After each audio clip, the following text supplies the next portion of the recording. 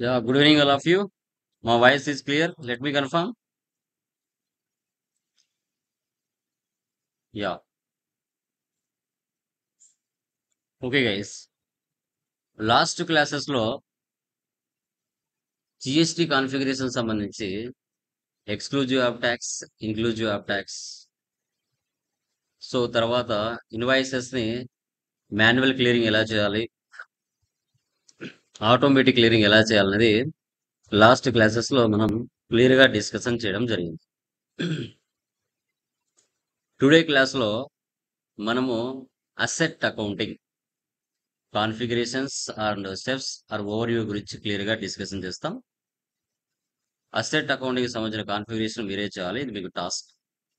Okay, regular గా నేనే కాదు, మీరు కూడా టాస్క్లు చేయాలి. తర్వాత మీరు కూడా ప్రజెంటేషన్స్ కూడా ఇవ్వాలి. నేను ఏదైనా ఒక టాపిక్ ఇస్తాను, అది మీరు ప్రాక్టీస్ చేసి క్లాస్ లో మిగతా వాళ్ళకు ప్రజెంటేషన్ ఇవ్వాలి. నేను ఎలా ఇస్తున్నానో మీరు కూడా అదే విధంగా ప్రజెంటేషన్ ఇవ్వాలి. Okay, done. చూడండి గైస్. సో తర్వాత P2P అండ్ O2C సంబంధించిన థియరీ ఆర్ ఓవర్ వ్యూ కూడా మనం క్లియర్ గా టుడే క్లాస్ లో డిస్కషన్ చేద్దాం. Okay, done.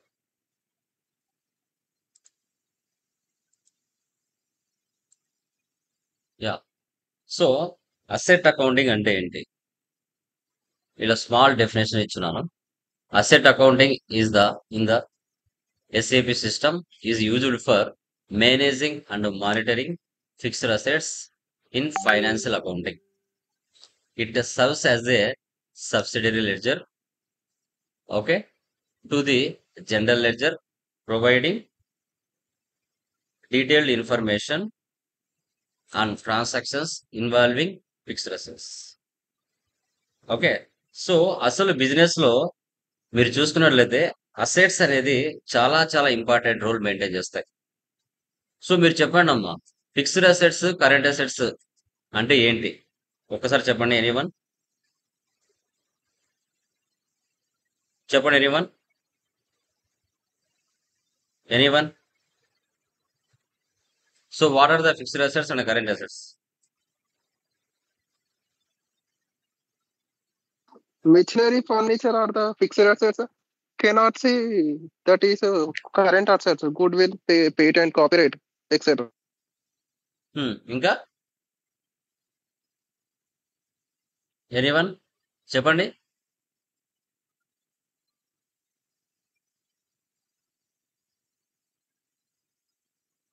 ఇంకా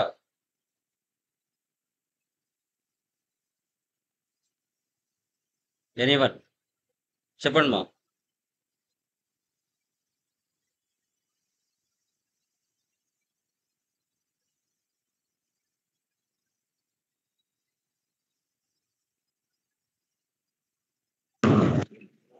ఎనీవన్ చెప్పండి.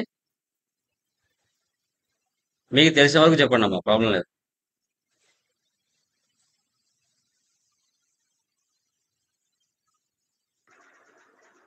మీకు సార్ తెలిసిన వరకు ఫిక్స్డ్ చెప్పండి. అసెట్స్ అంటే మనము మిస్మే, ప్రాబ్లం లేదు. ఫిక్స్డ్ అసెట్స్ అంటే మనం ఒక దగ్గర ఫిక్స్ గా ఉండి, అంటే మన బిజినెస్ కి యూజ్ చేసే బిల్డింగ్స్ కానీ మెషినరీ, కంపెనీలో యూజ్ చేసే మెషినరీస్, వెహికల్స్, ఫర్నిచర్స్, ఇవన్నీ దాని కిందకి వస్తాయి సార్. ఓకే, కరెన్సీ అంటే it will be convert to the cash. అంటే లైక్ మన బిజినెస్ కి యూజ్ అయ్యే, మనం ఏదైనా సేల్ చేసాం, మన కంపెనీలో మ్యానుఫాక్చర్ చేసింది మనం సేల్ చేస్తాం కదా, సో వాటికి సంబంధించింది. నెక్స్ట్ వచ్చేసి క్యాష్ హ్యాండ్లింగ్ చేస్తుంటాం. సో వాటికి అవన్నీ కల్పించి కరెంట్ అసెట్స్ అంటారు సార్. Yeah, very good. మిగతా వాళ్ళు మా ఇంకా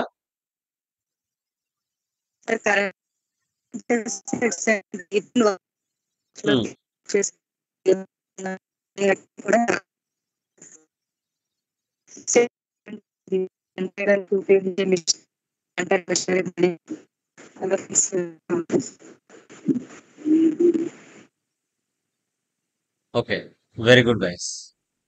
సో అసెట్ అకౌంటింగ్ అనేది మనకి మీరు చూసుకున్నట్లయితే లైక్ ప్రతి బిజినెస్ లో కూడా ఆ యొక్క అసెట్స్ ని మానిటరింగ్ చేస్తుంది, అదే విధంగా మేనేజింగ్ చేస్తుంది.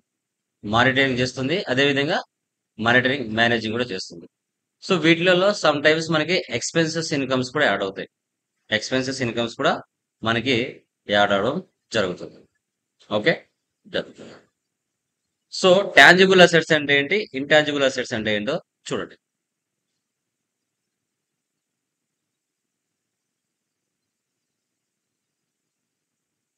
చెప్పండి అమ్మా, టాంజిబుల్ అసెట్స్ అంటే ఏంటి, ఇంటాంజిబుల్ అసెట్స్ అంటే ఏంటి? టాంజిబుల్ అసెట్స్ అంటే we can touch and we can feel. వీటిని టచ్ చేస్తాం, ఫీల్ అవుతాం. ఓకే, మీరు గమనించాలి. ఇప్పుడు ఫిక్స్డ్ అసెట్స్ అంటే మీరు గమనించినట్లయితే like building, computer, machinery, land. వీటిని మీరు గమనిస్తే ఈ అసెట్స్ వల్ల మన బిజినెస్ కి యూజ్ ఉంటుంది. ఈ అసెట్స్ వల్ల మన బిజినెస్ కి యూజ్ ఉంటుంది.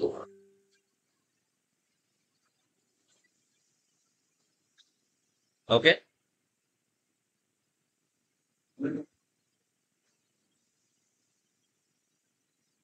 1 minute guys.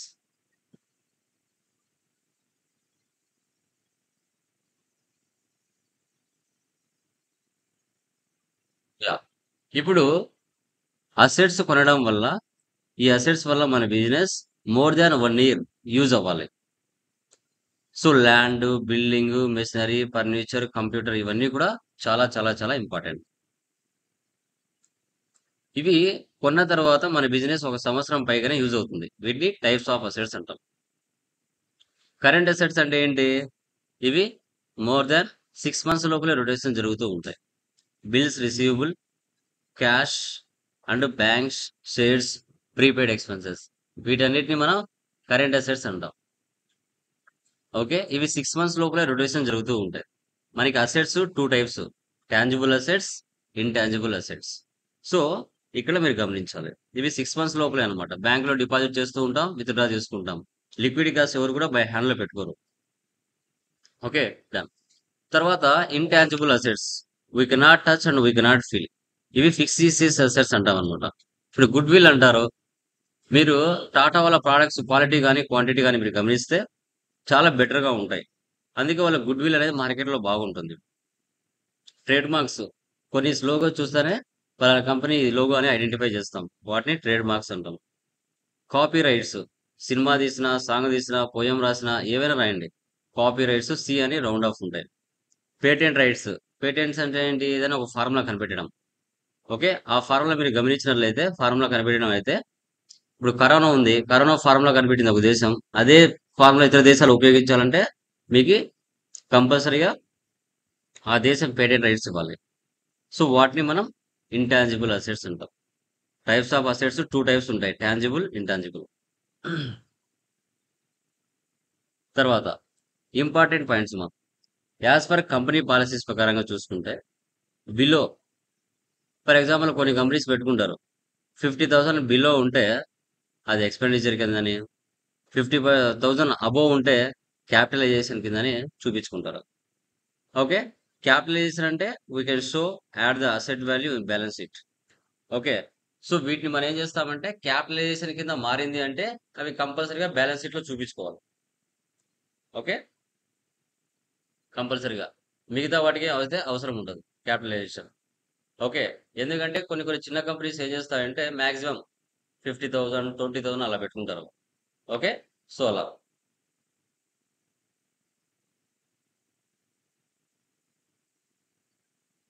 తర్వాత డిప్రిసియేషన్ మా అసెట్స్ మీద డిప్రిసియేషన్ తీస్తారండి.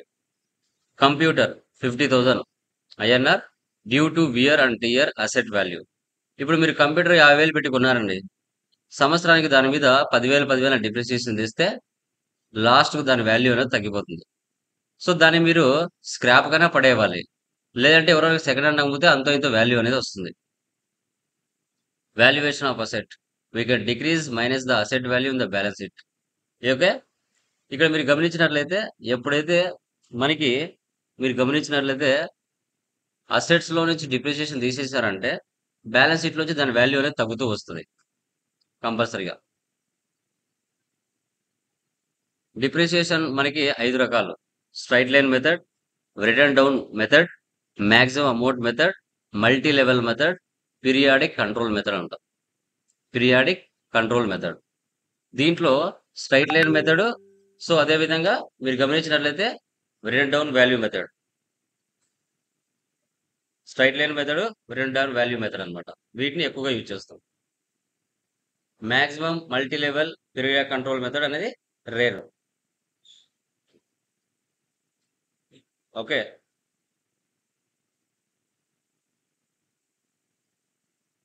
దీనిలో చూడండి రెండింటికి డిఫరెన్స్ గమనించండి.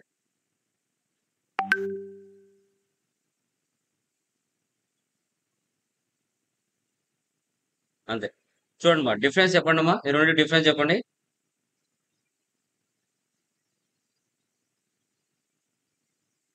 Straight line method every year same గా ఉంటుంది సార్. డిప్రిసియేషన్ అనేది సేమ్ గా ఉంటుంది సార్. స్ట్రైట్ లైన్ మెథడ్ కి రిటర్న్ డౌన్ వాల్యూ మెథడ్ కి డిఫరెన్స్ గమనించండి, చెప్పండి డిఫరెన్స్ గమనించండి మా ఎనీ వన్. ఎస్ఎల్ఎం మెథడ్ కి డబ్ల్యూడివికి మెథడ్ కి డిఫరెన్స్ చెప్పండి. స్ట్రైట్ లైన్ మెథడ్ అంటే straight line method sir, depreciation అనేది ఎవ్రీ ఇయర్ సేమ్ గా ఉంటుంది డిప్రిసియేషన్ వాల్యూ అనేది. Very good. Straight line method అంటే ఎవ్రీ ఇయర్ మనకి సేమ్ పర్సంటేజ్ ఉంటుంది, సేమ్ వాల్యూ తగ్గుతుంది. ఇప్పుడు 1,20,23 22-23 10,000 తగ్గుతుంది. మళ్ళీ తర్వాత 90,000 ఉంటుంది. మళ్ళీ 23-24 10,000 తగ్గుతుంది. తర్వాత నెక్స్ట్ 80,000 ఉంటుంది. తర్వాత 70, తర్వాత 60, అట్లా ప్రాపర్ గా 10,000 మాత్రమే తగ్గుతాయి. ఓకే, సో కానీ రిటర్న్ డౌన్ వాల్యూ మెథడ్ లో అలా కాదు, ఇయర్ తగ్గుతూ వస్తుంది పర్సంటేజ్. అంటే పర్సంటేజ్ సేమ్ ఉంటుంది, వాల్యూ తగ్గుతుంది.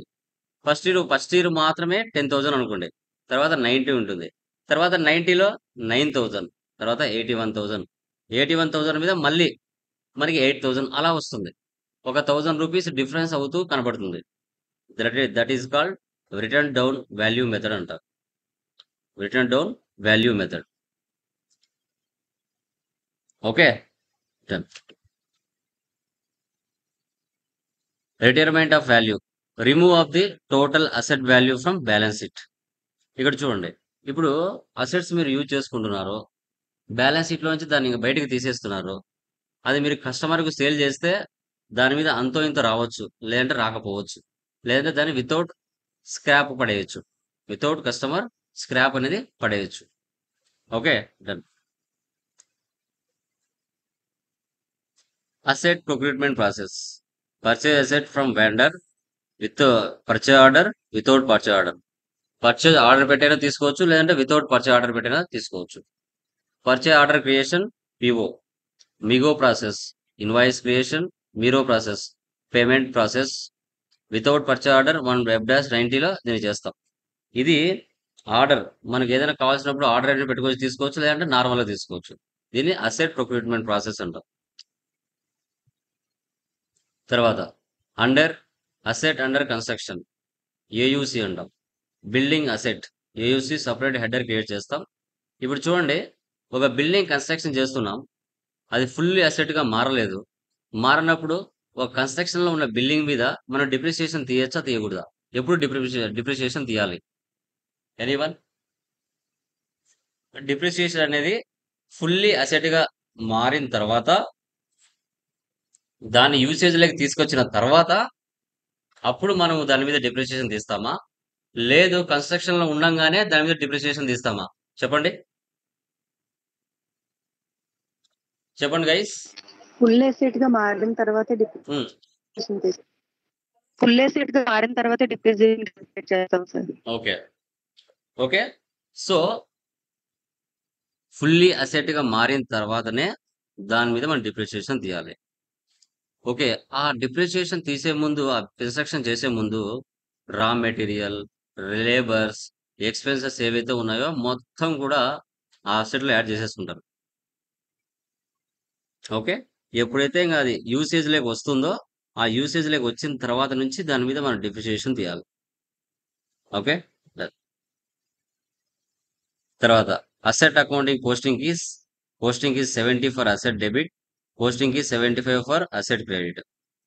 Asset accounting transaction type 100 external asset acquisition, 110 in house production, 210 retirement with revenue. ఇది మీరు లైక్ కాన్ఫిగరేషన్ చేసినప్పుడు మీకు తెలుస్తుంది వీటి గురించి. ఇది అసెట్ అకౌంట్కి సంబంధించిన ఓరియో ఆర్ థియరీ. దీనికి సంబంధించిన లింక్ నేను షేర్ చేస్తాను. దీనికి సంబంధించి మీరే టోటల్ గా కాన్ఫిగరేషన్ చేయాలి అసెట్ అకౌంట్కి సంబంధించి. ఓకే, కొన్ని నేను మీకు టాపిక్స్ ఇస్తాను, అవి కొందరు ప్రజెంటేషన్ ఇవ్వాలి కంపల్సరీగా.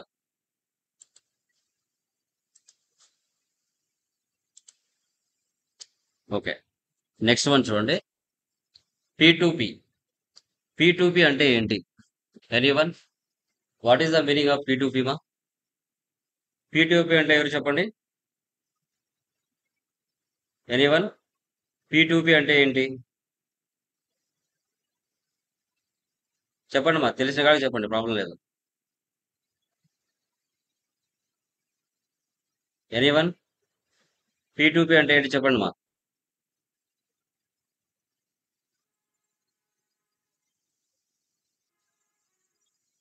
మీకు తెలిసిన కాడికి చెప్పండి మా, ప్రాబ్లం లేదు. P2P అంటే ఏంటి? P2P. ఎనీవన్, మీ కళ్ళ తిరిగే ఆన్సర్ ఉందిగా. Okay okay, procure to pay అంటారు. Procure to pay. Procure to pay is the process of obtaining and managing the raw material needed for manufacturing product and providing services. MM material management, దీని separate consultant ఉంటారు, but minimum మనం theory అనేది తెలుసుకోవాలి. Okay, so ఇక్కడ ఏంటంటే business లో చాలా వరకు మీరు చూసుకున్నట్లయితే పర్చేజ్ ఆర్డర్ అనే ప్రాసెస్ జరుగుతుంది. ఇది ఎవరు చేస్తారు? మెటీరియల్ మేనేజ్మెంట్ ఎవరైతే ఉంటుందో టీము, వాళ్ళ ద్వారా ఈ ప్రాసెస్ అనేది జరుగుతుంది. బట్ మినిమం నాలెడ్జ్ మనకు తెలిసి ఉండాలి కాబట్టి ఓవర్ మనం డిస్కస్ చేస్తున్నాం. దీని యొక్క సంబంధించిన ట్రాన్సాక్షన్స్ ని, దీనికి సంబంధించిన ఇన్ఫర్మేషన్ ని, దీని యొక్క సర్వీసెస్ ని మినిమం మనము తెలుసుకొని ఉండాలి. ఒక ప్రోడక్ట్ ని ఏ విధంగా రా మెటీరియల్ పర్చేజ్ చేసి ఫినిష్డ్ గుడ్స్ గా మార్చి మార్కెట్ లో సేల్ చేస్తారు అనే కాన్సెప్ట్ కూడా దీనిలో వన్ ఆఫ్ ది మెథడ్ గా వస్తుంది. దీనికంటూ ఒక సైకిల్ ఉంటుంది. దీనికంటూ P2P cycle. Material requirement planning, vendor selection, request for quotations, purchase requisition, purchase order, goods receipt, invoice receipt, vendor payment, reconciliation, material requirement planning అంట. MRP, quotation, vendor selection, contract, agreement. So తర్వాత మనకి purchase requisition, purchase order, goods receipt, invoice receipt, vendor payment and reconciliation. ఇలా 2 రకాల methods అంటారు, ఏదో ఒక method use చేస్తారు. First చూడండి ఎంఆర్పి. సో ఎంఆర్పిలో MRP figure is out of what supplied material you will need and when you will need. It controls MRP procedure, pricing, material valuation. ఇప్పుడు మీరు ఒక షాపింగ్ వెళ్తారమ్మా, అక్కడ ఏదైనా ఒక ప్రోడక్ట్ కొనేటప్పుడు దానికి సంబంధించిన ఎంఆర్పి, దానికి సంబంధించిన ప్రైజెస్ అవన్నీ చెక్ చేయకుండా పర్చేజ్ చేస్తారా? లేదు అంటే అన్ని చెక్ చేసుకొని మీరు ఇస్తారా? చెప్పండి. ఎంఆర్పి చెక్ చేయరా? చెక్ చేస్తారా? ఎనీవన్? చెక్ చేసాం సార్. కంపల్సరిగా ఎంఆర్పి చెక్ చేస్తాం కదా. ఎంఆర్పి చెక్ చేసిన తర్వాతనే మనం వాటిని పర్చేజ్ చేస్తాం. ఓకే, ఆ మెటీరియల్ ఏ విధంగా ఉంది, క్లాత్, దాని ప్రైజింగ్ ఎలా ఉంది, అవన్నీ కంపల్సరీగా మనం చెక్ చేస్తాం. బట్ మనం కొనే ముందు మార్కెట్లో ఒకే వెండర్ దగ్గరికి వెళ్తామా? మనం మినిమం ఒక 10 మందినన్నా కలిసి ఒకరి దగ్గర మనం పర్చేజ్ చేస్తామా? చెప్పండి. ఒకే వెండర్ దగ్గర కొంటారా మీరు? Vendor selection is the most important step P2P process with the help of obtained quotation from sources by comparing the vendors are selected. చెప్పండి.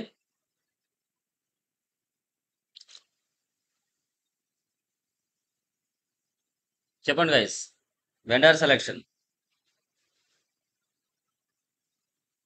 No idea? ఎనీవన్? ఇప్పుడు మీరు మార్కెట్ లో చెక్ చేస్తాం సార్. వెండర్స్ ఎక్కడెక్కడ ఉన్నారు, వాళ్ళ ఎక్కడ వాళ్ళకి సంబంధించిన డీటెయిల్స్ అన్ని చెక్ చేసుకొని వాళ్ళ దగ్గర కొటేషన్స్ తీసుకున్న తర్వాత ఏదో ఒకటి సెలెక్ట్ చేసుకుంటాం సార్. అంటే ఓకే. వాళ్ళ ప్రైస్ ని బట్టి, హ్మ్. క్వాలిటీని హ్మ్. బట్టి. యా. సో ఇప్పుడు మనం గమనిస్తే వెండర్ సెలెక్షన్ 10 మంది వెండర్‌ని వెళ్లి మనం మీట్ అవుతాం. వాళ్ళ దగ్గర ప్రైజెస్, మెటీరియల్ వాల్యుయేషన్, ఓకే. వాళ్ళు ఇచ్చే కొటేషన్, వాళ్ళు ఇచ్చే డిస్కౌంట్స్ ఇవన్నీ కూడా మనము కంపల్సరీగా చెక్ చేస్తాం. ఎవరు మనకు క్రెడిట్ బేసిస్ మీద ఇస్తారు? ఎవరు ఎంత వాల్యూ ఇస్తారు? 1,00,000 ఇస్తారా? 2,00,000 ఇస్తారా? వాళ్ళ ప్రైస్ వేరియన్స్ ఎలా ఉంది? మిగతా వాళ్ళకి వీళ్ళకి డిఫరెన్స్ ఏముంది? Okay. Request for quotation. Quotation అడిగితే మనకి ఇస్తున్నారా లేదా? Requesting potential vendors to submit A quotation for goods and services. Quotation contains vendor terms and conditions. మనం వాళ్ళ దగ్గరికి వెళ్ళినప్పుడు కొటేషన్ అడిగితే ఇస్తున్నారా లేదా? సరిగా వాళ్ళు మనకి కరెక్ట్‌గా దానికి మూవ్‌మెంట్ కలిగి మనకి రియాక్షన్ ఇస్తున్నారా లేదా? లిటిల్ బిట్ ఇస్తున్నారా? వాళ్ళ రిసీవింగ్ ఎలా ఉంది? వాళ్ళు ఏ విధంగా మనతో బిహేవ్ చేస్తున్నారు? ఇవన్నీ గమనించరా? ఒక పర్సన్ ఒక షాప్‌కి వెళ్ళిన తర్వాత ఏదైనా ఒక ప్రొడక్ట్ తీసుకోవాలనుకుంటే వాళ్ళు ఏ విధంగా మనల్ని ట్రీట్ చేస్తారు? ఇవన్నీ కూడా కంపల్సరీగా గమనిస్తారు. తర్వాత పర్చేజ్ రిక్విజిషన్. పర్చేజ్ రిక్విజిషన్ అంటే ఏంటంటే ఇప్పుడు ప్రతి కంపెనీలో డిపార్ట్మెంట్స్ ఉంటాయి. HR department, finance department, marketing department, SD department, production department, MM department. Okay. మీరు గమనిస్తే ప్రతి చోట డిపార్ట్మెంట్ ఉంటది. ఆ డిపార్ట్మెంట్‌లో ఎక్స్‌పెన్సెస్ జరుగుతాయి, ఇన్‌కమ్స్ జరుగుతాయి. ఆ డిపార్ట్మెంట్‌లో ఎక్స్‌పెన్సెస్ జరుగుతాయి, డిపార్ట్మెంట్స్ కూడా కంపల్సరీగా జరుగుతాయి. ఇప్పుడు ఏ డిపార్ట్మెంట్‌కి డబ్బులు ఇవ్వాలన్నా ఫస్ట్ ఫైనాన్స్ డిపార్ట్మెంట్‌కి ఒక పర్చేజ్ రిక్విజిషన్ లెటర్ అనేది పంపించుకోవాలి. మా డిపార్ట్మెంట్‌లో ఇలాంటి ఎక్స్‌పెన్సెస్ ఉన్నాయి. దీనికి సంబంధించి రిలేటెడ్ మాకు కొన్ని అమౌంట్ ఇంత అవసరం ఉంది. మాకు అప్రూవ్ చేయండి అని ఫైనాన్స్ టీమ్‌కి వాళ్ళు పర్చేజ్ రిక్విజిషన్ అనేది పెట్టుకుంటారు. వాళ్ళు అప్రూవ్ చేస్తేనే మిగతా డిపార్ట్మెంట్‌లకు డబ్బులు వెళ్తుంది. లేదంటే లేదు. సో చూడండి పర్చేజ్ రిక్విజిషన్ ఫార్మ్ ఎలా ఉంటుందో. ఇలాగే ఉండాలని కాదండి. కస్టమైజేషన్ చేపించుకుంటారు. మా బిజినెస్‌కి ఇలా ఉండాలి. Item, quantity, description, unit price, total ఇలా రకరకాలు ఉండాలి అనుకుంటే వాళ్ళు ఖచ్చితంగా పర్చేజ్ రిక్విజిషన్ ఫార్మ్ తీసుకుంటారు. కొంచెం వాళ్ళకి నచ్చినట్టుగా చేపించుకుంటారు.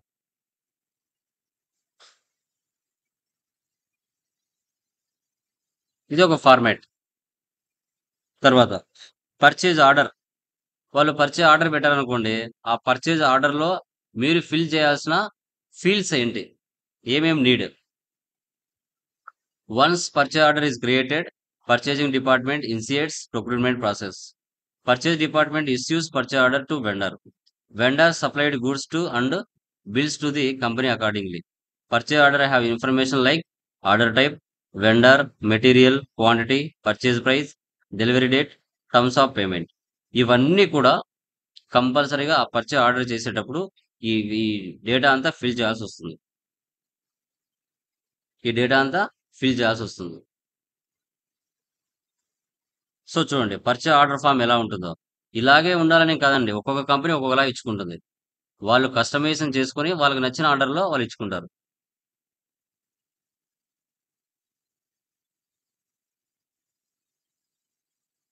ఇలా.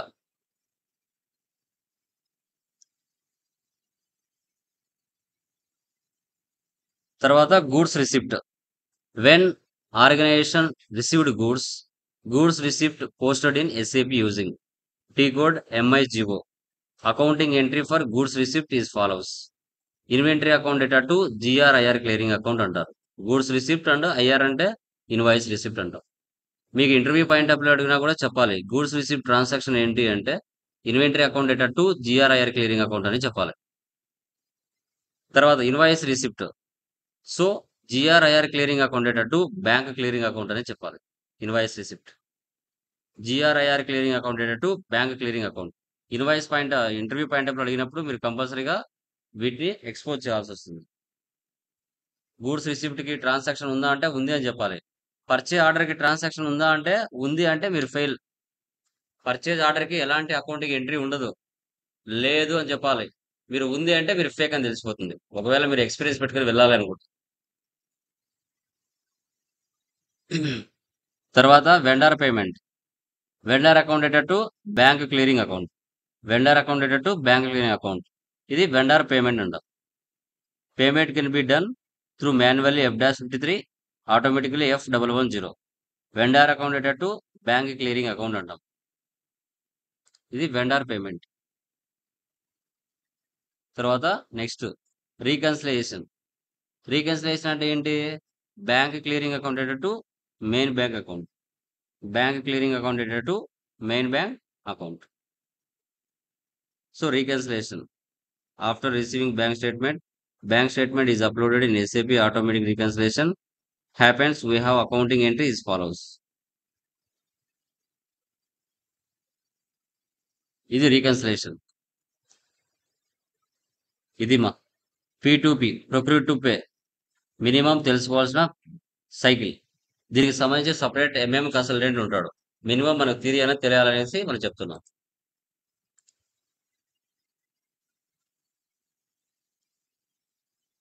Next O2C. O2C అంటే ఆర్డర్ టు క్యాష్.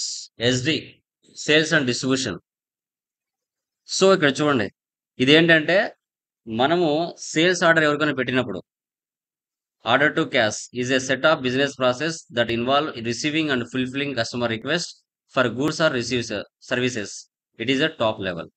ఎవరైనా కస్టమర్స్ మనకు ఆర్డర్ పెట్టుకున్నప్పుడు వాళ్ళకి అది పర్చేజ్ ఆర్డర్ అవుతుంది, మనకి సేల్స్ ఆర్డర్ అవుతుంది. దీనికి సంబంధించి సైకిల్ చూడండి. Customer enquiry, quotation for customer enquiry, sales order creation, post goods issue UGI, delivery, billing send to customer, receipt of money, customer payment. దీనికి సంబంధించి sales order, availability check, outbound delivery, transportation, picking, goods issue, billing, payment process. చూడండి, ఎంక్వైరీకి ఎలాంటి transaction ఉండదు, accounting entry ఉండదు. Transaction code VA11. కొటేషన్కి VA21. ఎలాంటి accounting entries ఉండవు. సేల్స్ ఆర్డర్ కూడా ఎలాంటి ఎంట్రీస్ ఉండవు. మీరు ఉన్నాయి అంటే ఫేక్ అని తెలిసిపోతుంది. VA01 accounting entries no. Post goods issue PGI VL01N yes దీనికి ఉంటుంది. డెలివరీ ఉంటుంది, బిల్లింగ్ ఉంటుంది, రిసిప్ట్ ఆఫ్ అని కూడా అకౌంటింగ్ ఎంట్రీ ఉంటుంది. Customer order is documented. The order is fulfilled or the service is scheduled. The order is shipped to the customer or the service is performed. An invoice is created and sent to the customer by accounts receivable. The customer sends payment that is collected by the company. The payment is recorded in the general ledger. చూడండి, first enquiry. ఒక customer ఏదైనా stock or goods కావాలనుకుంటే అతను మార్కెట్లో enquiry చేయకుండా డైరెక్ట్గా కొంటాడా? లేదు కదా. అతను కూడా మన దగ్గరికి వస్తాడు, ప్రైజు, సర్వీసు ఏ విధంగా ఉందో అన్ని చెక్ చేసుకుంటాడు. మన యొక్క ఏదైనా డిస్కౌంట్స్ కానీ, మన యొక్క సర్వీస్ కానీ, మన యొక్క ఏదైనా స్కీమ్స్ కానీ అతనికి అన్ని బాగున్నాయి అనుకుంటే మనతో లింక్ పెట్టుకుంటాడు, లేదంటే లేదు. ఓకే, అతను 10 మంది సప్లయర్స్ని ఎంక్వైరీ చేసుకుంటే ఆ 10 మంది ఎంక్వైరీస్ కస్టమర్స్ సప్లయర్స్ దగ్గర కొటేషన్ తీసుకుంటాడు. కొటేషన్ ఒక్కొక్కరు ఒక కొటేషన్ ఇచ్చి ఉంటారు. వాళ్ళ ప్రైస్ వేరియన్స్ ఉంటుంది, వాళ్ళ యొక్క సర్వీస్ వేరు ఉంటుంది, వాళ్ళ యొక్క స్కీమ్స్ వేరు ఉంటాయి. ఎవరి కొటేషన్ బాగుంది అనుకుంటే ఆ కస్టమర్ వారి దగ్గర సేల్స్ ఆర్డర్ అనేది పెట్టుకుంటారు. ఇప్పుడు ఎంక్వైరీ చేసేటప్పుడు, కొటేషన్ ఇచ్చేటప్పుడు ఆర్డర్ నెంబర్ అనేది ఇచ్చి ఉంటారు, రెఫరెన్స్ నెంబర్ ఆర్డర్ నెంబర్. దాంతో డైరెక్ట్గా ఇస్తే స్టాక్ అలాగే ఇవ్వచ్చు, లేదంటే డైరెక్ట్గా ఓకే అనిపించినట్లయితే డైరెక్ట్గా అమౌంట్ ఇచ్చి కొనవచ్చు. So sales order. ఓకే, మన యొక్క స్కీమ్స్, మన యొక్క రిసీవింగ్, తర్వాత మనం ఇచ్చే వాళ్ళకు క్రెడిట్ బేసిస్ అవన్నీ కూడా చెక్ చేసుకుంటారు. చెక్ చేసుకొని ఓకే అనిపించినట్లయితే సేల్స్ ఆర్డర్ అనేది మన దగ్గర వాళ్ళు పెట్టుకుంటారు. Post goods issue. Okay, post goods issue అంటే ఇక్కడ చూడండి, ఇక్కడ మీరు గమనించినట్లయితే లైక్ ఇక్కడ అకౌంటింగ్ ఎంట్రీ ఉంటుంది.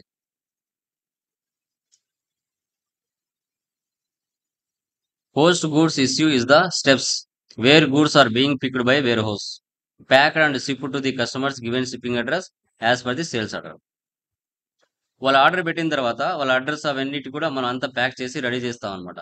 రెడీ చేసుకొని వాళ్ళ యొక్క రెస్పెక్టివ్ అడ్రస్కి పంపించడానికి మనము ఇన్వెంటరీ అనేది ఎఫెక్టివ్గా పెట్టేసుకుంటాం. తర్వాత వారికి డెలివరీ చేసేస్తాం. ఒక ఇన్వాయిస్తో పాటు డైరెక్ట్గా delivery follows post goods issue. Delivery is the actual fulfillment of goods to the customer shipping address. At delivery stage, we have accounting entries in the books. Okay. వాళ్ళకి ఏ యొక్క అడ్రస్ అయితే ఇచ్చి ఉంటారో మనం స్టాక్ ఆర్ గుడ్స్ అంతా ready చేసుకొని వాళ్ళకి delivery చేసేస్తాం. ఆ చేసేటప్పుడే బిల్లింగ్ కూడా ఇంక్లూడింగ్ వాళ్ళతో కలిపి ఇచ్చేస్తాం. బిల్లింగ్ కూడా we have accounting entries at this stage where we debit customer and credit cash account. దీనికి కూడా బిల్లింగ్ అడ్రస్ ఉంటది. ఎంట్రీ ఉంటది. చూడండి. సేల్స్ ఆర్డర్ క్రియేషన్‌కి ఎలాంటి అకౌంటింగ్ ఎంట్రీ ఉండదు. Here no accounting document gets generated. Creating outbound delivery. Even here no accounting document gets generated. Post goods issue accounting entry. Cost of goods sold to inventory account.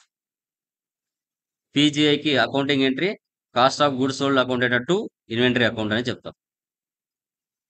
తర్వాత billing document customer accounted to sales account. Customer accounted to sales account. తర్వాత receipt of amount from customer. Bank clearing accounted to customer account. Bank clearing accounted to customer account. So ఇది మా theory. ఇవి O2C. SD కూడా separate consultant ఉంటారు మా. Separate consultant దీనికి ఉంటారు. O2Cకి తర్వాత P2Pకి. Clear guys? ఇవి మనకు థియరీ. క్లియరా? దీంట్లో ఏమైనా డౌట్స్ ఉన్నాయమ్మా ఎనీవన్? మండేకి ఎవరైనా కాన్సెప్ట్స్ చెప్తారా? నేను గ్రూప్లో టాపిక్స్ ఇస్తాను. అవి మీరు ప్రిపేర్ అవ్వండి. లింక్స్ కూడా ఇస్తాను. అవి మీరు ప్రాక్టీస్ చేసి మండే నేను క్లాస్ చెప్తాను సార్ అంటే చెప్పొచ్చు ఎనీవన్. శాంపుల్ డాక్యుమెంట్స్ అంటే ఏంటి? రివర్సల్ డాక్యుమెంట్ అంటే ఏంటి? ఇంట్రెస్ట్ క్యాలిక్యులేషన్, ఫారెన్ కరెన్సీ, ఈ టాపిక్స్ ఎవరైనా చెప్తారా? ఎనీవన్. గ్రూప్లో మెసేజ్ చేస్తాను. ఇంట్రెస్ట్ ఉన్న వాళ్ళు అది ప్రాక్టీస్ చేసి మండే చెప్పండి. ఓకే? యా. Bye guys.